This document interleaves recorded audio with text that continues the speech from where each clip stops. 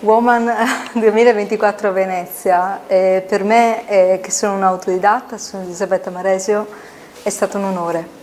Devo ringraziare indubbiamente Franco Fonzo di questa opportunità, perché è difficile certe volte raccontare, narrarsi e soprattutto generare emozioni e condividerle. Qui ci sono due opere che ha scelto e che sono particolarmente care anche a me.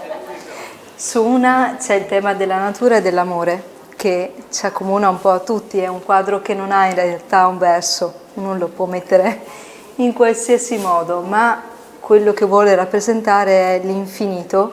Si chiama Infinita perché nasce dall'infinità di un intreccio di cuori e quindi di passione e di amore che riguarda un po' tutti noi e anche la natura. I fiori sono sempre un simbolismo. Ci sono vari fiori che hanno dei significati diversi, positivi e negativi. Adesso sarà bello magari un giorno scoprire quello che significano poi ognuno di loro.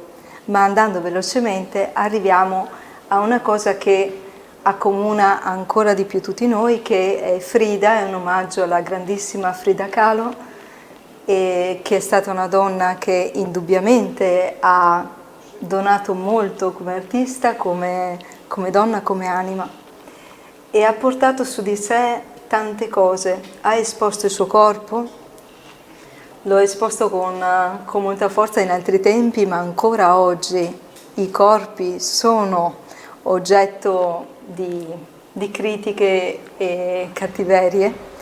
E lei tutte queste critiche, queste cattiverie ne ha fatte una corona, perché di fatto la sua vita non è stata facile. Questa che è una delle donne che io ritrago, le ritrago volutamente sempre senza viso, perché mi piacerebbe che qualsiasi persona, quando vede questo quadro, metta la propria faccia e provi a sentire com'è, qual è l'emozione, qual è la sensazione che si ha nel momento in cui si prova tutto questo, cosa significa entrare nelle proprie paure, entrare nelle proprie ferite, anche nelle proprie gioie, e trovare sempre il coraggio di amare.